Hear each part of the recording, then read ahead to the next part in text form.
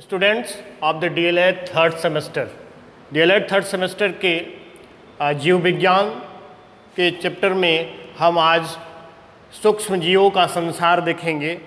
सूक्ष्म जीवों का संसार क्या होता है उसके संबंध में बात करेंगे। तो उसमें विशेषकर हम सूक्ष्म जीव के विषय में जानेंगे कि सूक्ष्म जीव कौन कौन से होते हैं और किस आकार के होते हैं, उनका शेप क्या होता है, और अंग्रेजी में इनको बोलते हैं माइक्रो ऑर्गेनिज्म, माइक्रो ऑर्गेनिज्म बोलते हैं, और सूक्ष्म जीव। तो सबसे पहले हम ये समझ लेते हैं कि सूक्ष्म जीव जो होते हैं, जो पृथ्वी पे सूक्ष्म जीव की खोज हुई वो किसने किया, कब किया और उनका क्या नाम है। तो सूक्ष्म जीवों की खोज करने वाले वैज्ञानिक का नाम एंटोनी वान ल्यूवेनहॉक है।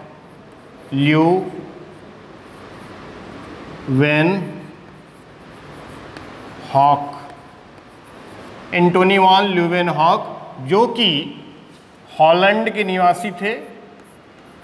हॉलैंड, जो आज नीदरलैंड कहा जाता है, हॉलैंड के निवासी थे, जो कि सूक्ष्म जीवों पे जो उन्होंने अध्ययन किया और सूक्ष्म जीवों से छुपा संसार, सूक्ष्म जीवों से छुपे हुए संसार को इन्होंने बताया।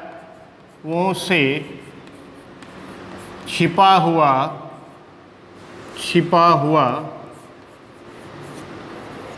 संसार, सूक्ष्म जीवों से छिपा हुआ संसार के बारे में बताया कि अलग अलग प्रकार के सूक्ष्म जीव होते हैं और इनकी जो विशेषकर जो खोज थी वो 1676 से लेके 1677 ईस्वी के बीच में थी। तो इस संदर्भ में और इसी के कारण चूँकि सूक्ष्म जीवों के से छिपा हुआ संसार नामक चीज़ों को, मतलब सूक्ष्म जीवों से छिपा हुआ संसार के बारे में बताने के आधार पे इनको सूक्ष्म जैविकी के पिता कहे जाते हैं। सूक्ष्म जैविकी के पिता कहे जाते हैं।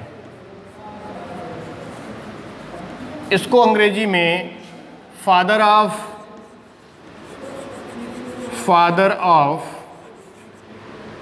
माइक्रोबायोलॉजी कहा जाता है।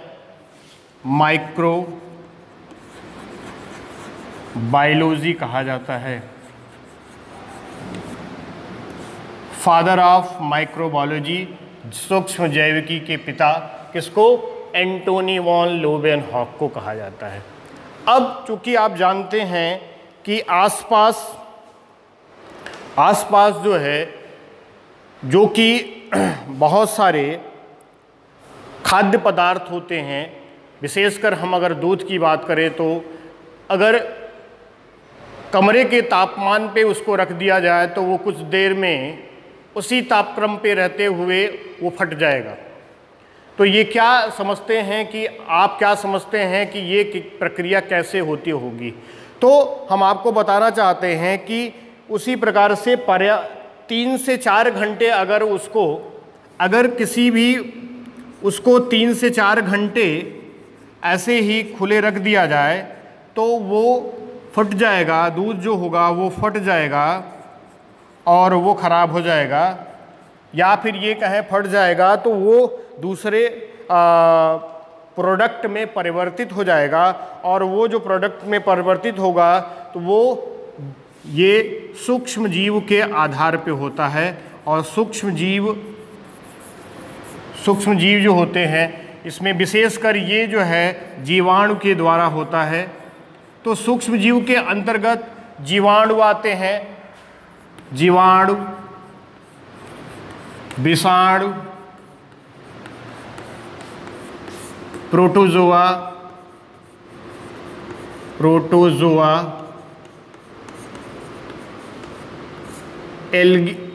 कवक, शैवाल,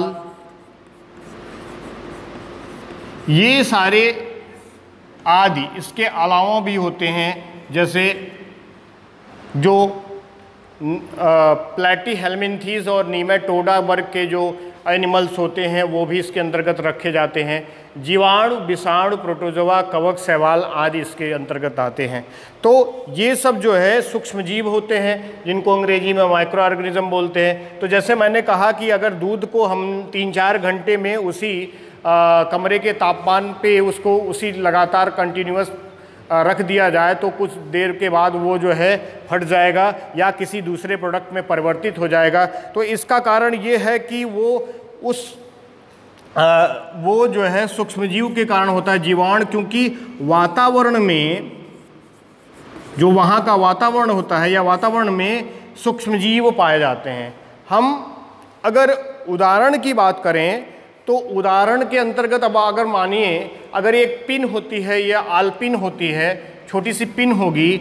पिन आप मानते हैं बहुत ही सूक्ष्म होती है, बहुत ही पतली होती है, और उसका जो किनारा होता है सुई का, आलपिन का, वो किनारा समझिए। तो इस किनारे पर जो कि किनारे पर ये जो किनारा है इसका, यहाँ पर 10 लाख से भी ज़्यादा सूक्ष्मजीव पाए जाते हैं, से ज़्यादा सूक्ष्मजीव पाए जाते हैं या बैक्टीरिया पाए जाते हैं। समझिए, तो 10 लाख से ज़्यादा उस सुई के नोक के पर जो है अगर 10 लाख से ज़्यादा बैक्टीरिया पाए जाते हैं तो आप समझ सकते हैं कि वातावरण में कितने जो है सूक्ष्मजीव पाए जाते होंगे। तो उसी प्रकार से ये जो है यहाँ पे ये जीवाणु के द्वारा जो है दूध फटने की जो प्रक्रिया होती है या फिर खमीर बनाने की प्रक्रिया होती है या किण्वन करने की जो प्रक्रिया होती है, खमीर बनने की प्रक्रिया, खमीर की बात हमने की है ना। किण्वन की प्रक्रिया जो होती है जिसके द्वारा जो है एल्कोहल का निर्माण होता है, खमीर, या फिर जो उसी प्रकार इडली या अलग अलग प्रकार के खाद्य पदार्थ होते हैं उनको बनाने की जो प्रक्रिया होगी वो सब सूक्ष्म जीवों के पर आधारित होता है और सूक्ष्म जीव जो है उसको जो है बनाते हैं। अब हम ये जानने का प्रयास करते हैं कि जो सूक्ष्म जीव होते हैं उनका जो संरचनात्मक संगठन होता है, जटिलता होती है, वो किस स्तर की होती है। तो हम देखते हैं उनका जो संरचनात्मक संगठन है, संरचना है, वो किस स्तर का होता है, किस स्तर के ये होते हैं उसको हम जानते हैं। तो विशेषकर सूक्ष्मजीव के अंतर्गत हम देखते हैं वो कुछ कैटेगरी होती है। तो वो कैटेगरी होगी, पहली कैटेगरी उपकोशिकीय स्तर, उपकोशिकीय स्तर, ठीक है। दूसरा होता है कोशिकीय स्तर, उपकोशिकीय स्तर यहाँ पे, और प्रोकैरियोटिक स्तर, प्रोकैरियोटिक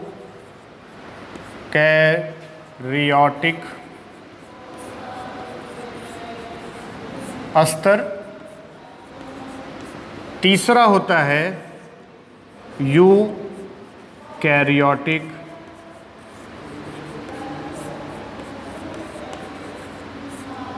स्तर। अब जिसको सब cellular level, prokaryotic level, eukaryotic level बोला जाता है। सब सेलुलर लेवल मतलब जहाँ पे कोई भी जो स्तर होता है इसके अंतर्गत कौन रखा जाता है, ध्यान से समझिए, विषाणु, विषाणु, विषाणु, प्रियॉन्स आदि। हम सब का एक एक मतलब बताते हैं। प्रोकैरियोटिक के अंतर्गत कौन रखा जाता है, ध्यान दीजिए, विशेषकर जीवाणु, साइनोबैक्टीरिया,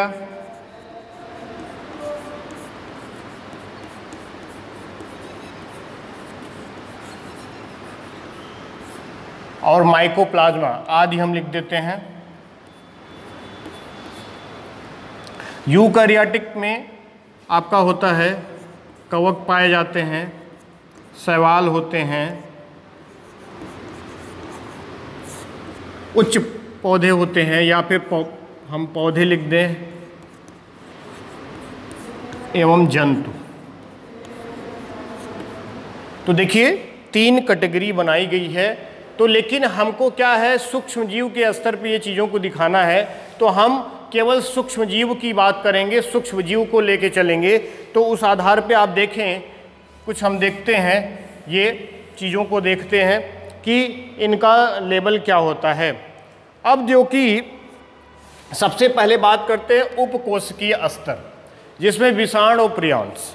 अब आप ध्यान से समझिए कि सब जो कोशिकीय उपकोशिकीय स्तर होता है उसमें कोई भी कोसा नहीं होता, सेलुलर लेयर नहीं होती, मतलब सेल की कोई भी बनी कोशिका की कोई लेयर नहीं होती, जबकि उनकी जो बॉडी, उनका जो शरीर या फिर कहें उनका जो अस्तित्व होता है वो उनके प्रोटीन कोट और न्यूक्लिक एसिड या फिर केवल प्रोटीन कोट पर निर्भर करता है। अब देखिए, जैसे हम विषाणु की बात करें, जिसको आप वायरस कहते हैं, वायरस। अब वायरसेस जो होते हैं, जो वायरस का जो निर्माण होता है वो किससे होता है? प्रोटीन से होता है, और जो है उनके अंतर्गत क्या होता है? प्रोटीन होता है और न्यूक्लिक एसिड होता है। न्यूक्लिक एसिड मतलब न्यूक्लिक अम्ल होता है। या तो डीएनए होगा या तो आरएनए होगा, दोनों साथ में कभी नहीं पाए जाते। ठीक है। अब देखिए, मैंने जैसे बताया कि उपकोशिकीय स्तर है, तो उपकोशिकीय स्तर में विषाणु, प्रियांश आदि मैंने लिखा है। तो वायरस के संदर्भ में मैंने बताया आपको कि उसका जो पूरा जो संगठन है शरीर का, या कह सकते हैं, या उसका जो अस्तित्व है वो प्रोटीन पर और न्यूक्लिक अम्ल पर निर्भर करता है, जिसमें या तो डीएनए होगा या तो आरएनए होगा। प्रोटीन कोट जो होती है वो उसकी प्रोटीन की यूनिट होती है, जिसको कैप्सोमियर बोलते हैं, और ये कैप्सिड कहलाती है। न्यूक्लिक एसिड मैंने कहा कि जंतुओं में डीएनए पाया जाता है, जबकि पादप जो विषाणु होते हैं वो आरएनए को कंटेन करते हैं। तो इस प्रकार से आपने देखा कि केवल प्रोटीन और न्यूक्लिक एसिड। प्रियांश जो होते हैं केवल प्रोटीन के बने होते हैं, ध्यान दीजिए आप, प्रोटीन जो सब यूनिट होती है वहाँ पे पाए जाते हैं। तो ये पहले कैटेगरी हो गई। दूसरी कैटेगरी है प्रोकैरियोटिक स्तर। अब प्रोकैरियोटिक स्तर पे हमें थोड़ा समझना पड़ेगा। जैसा कि मैंने हमेशा आपको बताया है, पिछले कुछ लेक्चर में भी बताया था कि प्रोकैरियोटिक जो है वो ग्रीक जो वर्ड होता है, ग्रीक, ध्यान से समझे, ग्रीक जो शब्द होता है उससे बना है। और प्रोकैरियोटिक जो अंग्रेजी में जब लिखा जाएगा तो देखें, प्रोकैरियोटिक, कैरियोटिक लिखते हैं हम, प्रोकैरियोटिक सेल होता है। तो देखिए 2 शब्द से बना है, प्रो भी बना है और कैरियोट से बना है। प्रो का मतलब अंग्रेजी में होता है प्रिमिटिव। अब हिंदी में अगर इसको समायोजित करेंगे तो प्रिमिटिव का मतलब जो होता है प्राथमिक या साधारण। हम लोग यहाँ पे साधारण बोलते हैं इसको। और कैरियोटिक जो साइंस का शब्द है उसका मतलब न्यूक्लियस है, केंद्रिका, केंद्रक जो है आप बोलते हैं, केंद्रक। ठीक है। अब प्रोकैरियोट का क्या मतलब निकल गया? साधारण केंद्रक। इसका मतलब ये है कि हम लोग एक शब्द का और इस्तेमाल करते हैं, अविकसित न्यूक्लियस, अविकसित केंद्रक। जहाँ पर केंद्रक विकसित ना हो तो उस प्रकार की जो कोशा होती है वो प्रोकैरियोटिक सेल बोलते हैं, उसको कोशिका बोलते हैं। और यहाँ पर प्रोकैरियोटिक स्तर ही है जो कि जीवाणुओं, माइकोप्लाज्मा, साइनोबैक्टीरिया इन सभी जो सूक्ष्म जीव हैं उसमें पाया जाता है। तो देखें, आपने समझ गए होंगे। तो अगर हम एक सेल का फॉर्मेशन, मान लीजिए ये एक सेल है, अब सेल के अंतर्गत केवल डीएनए पाया जाता है। जो बैक्टीरिया होता है उसमें केवल डीएनए रखता है, उसका साइटोप्लाज्म अपना होता है, ठीक है। राइबोसोम्स पाए जाते हैं, इसके अंतर्गत 70s राइबोसोम होते हैं, 70s राइबोसोम, 70s राइबोसोम होता है। इसके अंतर्गत मीजोसोम्स पाई जाती हैं, ये बैक्टीरिया का रेफरेंस है। अगर वो बैक्टीरिया सेल वाल को कंटेन करती है, सेल वाल पाए जाते हैं इसमें। प्लाज्मा मेम्ब्रेन हो गई, मीजोसोम्स हो गया, सेल वाल हो गई। और अगर बैक्टीरिया जो है एक कवर और एक लेयर और रखता है, तो एक स्तर और रखता है, तो उसको कैप्सुलेटेड बोलते हैं। एक और होता है अगर यदि है तो बस केवल। अब देखिए, ये कोई केंद्रक नहीं है, इसमें ना केंद्रक द्रव्य है, ना केंद्रक झिल्ली है, ना केंद्रक जो है केंद्रिका है, और है ना, केवल डीएनए यहाँ पे उपस्थित होता है, जो कि इस कोशिका के कोशाद्रव्य में इस प्रकार से उपस्थित होता है। तो इस प्रकार सेल को साधारण स्तर बोलते हैं। तो जो जीवाणु, जिसको आप बैक्टीरिया बोलते हैं, उसमें इस प्रकार के जो है स्तर पाया जाता है। वो साइनोबैक्टीरिया में भी इसी प्रकार का होता है और माइकोप्लाज्मा में भी इसी प्रकार के होते हैं। और कोशिकांग भी नहीं पाए जाते। जैसे कोशिकांग किसको बोलते हैं? माइटोकॉन्ड्रिया होती है, इंडोप्लाज्मिक रेटिकुलम होती है, गोल्जी बॉडीज होती है ना। इस प्रकार के कोशिकाएं यहाँ पे इसमें नहीं पाए जाते हैं। अब देखें दूसरे प्रकार के, जिसका नाम यूकैरियोटिक है। अब उसी प्रकार से ग्रीक वर्ड में ये भी बना है। तो देखें, यू अंग्रेजी में लिखा जाता है यूकैरियोटिक, ठीक है। दो शब्द से फिर से बना है ये भी। यू का मतलब यहाँ पे साइंस की भाषा में यहाँ पे गुड और वेल बोलते हैं, अच्छा, ठीक है। फिर से कैरियन का मतलब फिर से क्या हो गया? न्यूक्लियस हो गया, ठीक है। अब गुड का मतलब अच्छा हो गया, बेहतर, अच्छा लिख देते हैं। और न्यूक्लियस का मतलब केंद्रक है, फिर से केंद्रक। तो यहाँ पर क्या? अच्छा केंद्रक पाया जाता है। और जबकि यहाँ पे आपने देखा था साधारण केंद्रक, अविकसित केंद्रक। अच्छा का मतलब यहाँ है कि विकसित से है, पूर्णतः विकसित जो है यहाँ पे न्यूक्लियस पाया जाता है। और जिसमें क्या होता है? जिसमें क्या पाया जाता है? कोशिकांग होते हैं, कोशिकांग पाया जाता है। और केंद्रिका द्रव्य पाई जाती है, केंद्रिका झिल्ली पाई जाती है, केंद्रक द्रव्य, केंद्रक झिल्ली और केंद्रिका पाई जाती है उस डीएनए के साथ में। तो आप देखिए, अगर इसका स्ट्रक्चर देखें, आप इस प्रकार से देखने का प्रयास करें तो देखें, इस प्रकार से हम जल्दी से बना लेते हैं।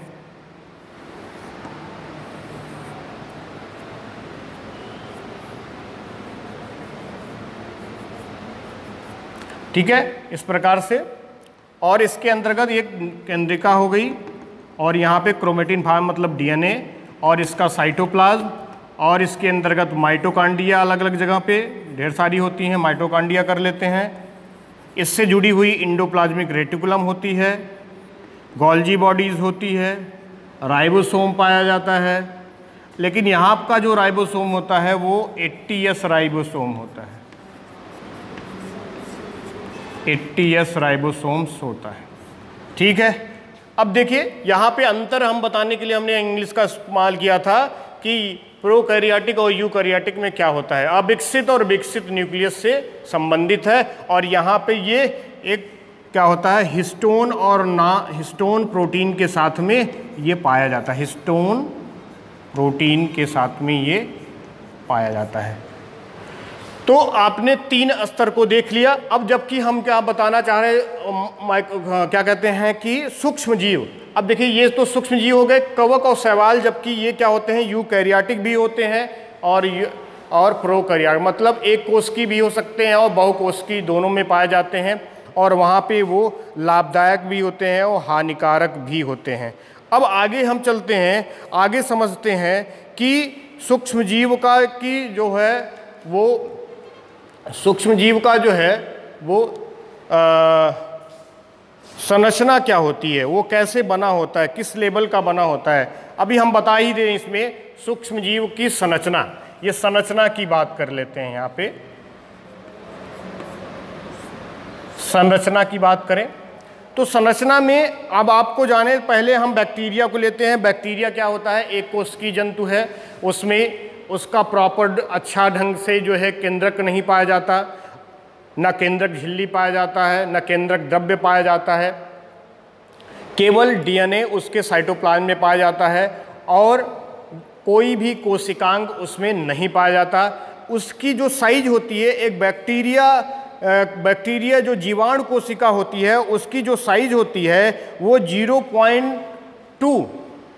अब देखिए, अगर जीवाणु है, जीवाणु की जो साइज होती है, यहाँ पे समझिए ये जीवाणु हम लिख रहे हैं, उसकी साइज 0.2 से 2 माइक्रोन मीटर, यहाँ पे इसका ये माइक्रोन का जो है सिंबल है, मीटर है, 2.2 से लेके 2 माइक्रोन मीटर तक ये इसका साइज होती है। मतलब सूक्ष्मजीव जो होते हैं एकदम सूक्ष्मतम होते हैं और उसमें भी जो कि इलेक्ट्रॉन माइक्रोस्कोप या माइक्रोस्कोप से देखे जाते हैं, माइक्रोस्कोप से देखे जाने वाले हैं। और इसके अंतर्गत भी जीवाणु से भी छोटे विषाणु होते हैं जो कि एकदम सूक्ष्मतम होते हैं। इस प्रकार से ये सब जो है माइक्रोन में इसका माइक्रोन की में इसको जो है रिप्रेजेंट किया जाता है। उसी प्रकार से जो शैवाल होते हैं वो 0.5 माइक्रोन मीटर से 50, शैवाल की बात करें तो 0.5 से 50 माइक्रोन मीटर तक होते हैं। अब हम आगे और भी बात करें तो जो कि कवक होते हैं वो थोड़ा से जटिल होते हैं, वो कोशिकीय होते हैं, डीएनए आरएनए पाया जाता है उसमें। उसी प्रकार से हम जो है वायरस को तो पहले ही बता चुके हैं कि एकदम सूक्ष्मतम होता है और वायरस से चूँकि बैक्टीरिया से भी छोटा होता है तो इसलिए अब समझिए उससे भी छोटा होगा तो क्या इसका जो है मेजरमेंट होगा। आगे हम चलते हैं कि सूक्ष्म जीवों की उपयोगिता क्या है, अपने जीवन में उनकी उपयोगिता क्या है। जीवाणु के संबंध में वायरसेस जो है उपयोगी नहीं होते हैं, जीवाणु उपयोगी होते हैं और शैवाल कुछ हद तक उपयोगी होते हैं। तो यहाँ पे हम देखते हैं कि इनकी उपयोगिता क्या है।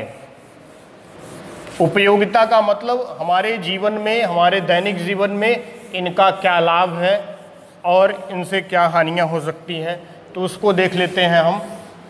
अब लाभ के आधार पे हम देखेंगे तो जैसा मैंने शुरुआत में ही आप हाँ, तो सूक्ष्म जीवों की उपयोगिता। अब हम क्या देखेंगे, उपयोगिता। सूक्ष्म जीवों की उपयोगिता। उपयोगिता का मतलब एप्लीकेशन अंग्रेजी में बोलते हैं, यूज बोलते हैं कि किस प्रकार से इनका यूज होगा। मानव हित में अनेक उपयोग होते हैं। इनका भोजन के उत्पादन में उपयोग होता है, भोजन के उत्पादन में उपयोग होता है। अब जैसा मैंने बताया कि अभी पनीर बनाना है, खमीर का निर्माण करना है या जो है दही बनानी है, तो ये जैसे मैंने कहा ये सब प्रोडक्ट हैं, दही है, खमीर है,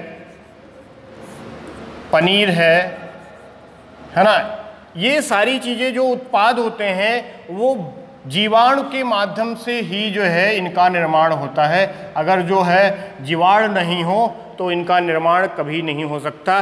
तो लैक्टोबैसिलस जो बैक्टीरिया होता है वो दही का निर्माण करता है।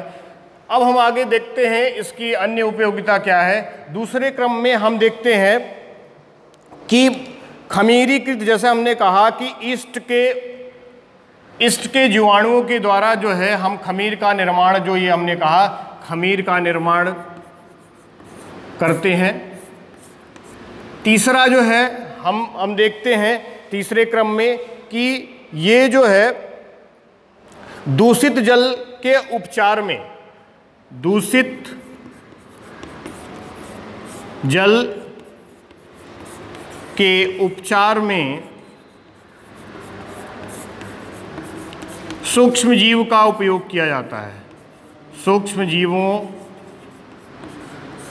का उपयोग किया जाता है, किया जाता है। अब देखिए, दूषित जल का मतलब, अगर जल जो है दूषित है, कंटेमिनेशन बोलते हैं अंग्रेजी में, अगर वो उसमें कुछ किसी भी प्रकार का इन्फेक्शन है, केमिकल है, या फिर किसी प्रकार से वो दूषित है, तो कुछ विशेष प्रकार के बैक्टीरिया या फिर सूक्ष्मजीव के प्रभाव से उसको जो है उसका जो वो जो दूषित हुआ है उसको उसका उपचार किया जा सकता है और अपने उपयोग में लाया जा सकता है। ऊर्जा उत्पादन के क्षेत्र में, ऊर्जा उत्पादन के क्षेत्र में, ऊर्जा उत्पादन के क्षेत्र में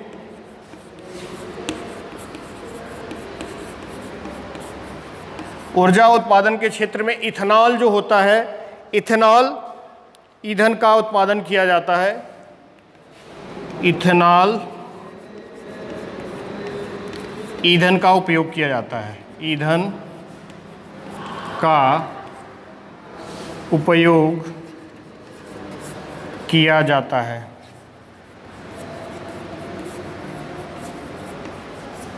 और एक और हम बता देते हैं आपको लास्ट, ये जो है बायोगैस रिएक्टर में मीथेन गैस का उत्पादन जो है, बायोगैस मीथेन को बनाने में, मीथेन जो है उसका उत्पादन करने में सूक्ष्म जीवों का उपयोग किया जाता है। सूक्ष्म जीवों का उपयोग किया जाता है। मतलब अलग अलग क्षेत्र में अलग अलग प्रकार के सूक्ष्म जीव का उपयोग करके, उनका इस्तेमाल करके जो है इनकी उपयोगिता को बताया जा सकता है। जैसा मैंने भोजन के संदर्भ में बताया, दही है, खमीर है, पनीर है, या कभी अल्कोहल को बनाया सकता है। इथेनॉल के संदर्भ में मैंने आया, उस संदर्भ में दूषित जल के उपचार में इसका जो है सूक्ष्म जीवों का इस्तेमाल किया जा सकता है। ऊर्जा के उत्पादन में इस्तेमाल किया जा सकता है। तो अनेक प्रकार के अलग अलग तरीके से उसको उपयोग में लाया जा सकता है। अब हम, जैसा कि सूक्ष्मजीव में जीवाणु जो होते हैं वो विशेषकर हमारे लिए लाभदायक होते हैं, वायरसेस कभी भी लाभदायक नहीं होते, और कवक जो होते हैं वो जो है वो भी हानिकारक होते हैं। जबकि शैवाल जो है, शैवाल हमारे लिए जो है उपयोगी हो सकता है। और जबकि जो प्लेटीहेल्मिन्थेस होते हैं और प्रोटोजोआ जो होते हैं वो हमारे लिए एंडो पैरासाइट, मतलब जो है पैरासाइट के रूप में किसी भी एनिमल्स के ऊपर या फिर जंतु के ऊपर जो है या फिर उनके शरीर के अंदर जो है पाए जाते हैं, और वहाँ पे अपने पूरे जीवन चक्र को चला के वहाँ से अपने जीवन चक्र को पूरा करके जो है जंतुओं को हानि पहुँचाते हैं।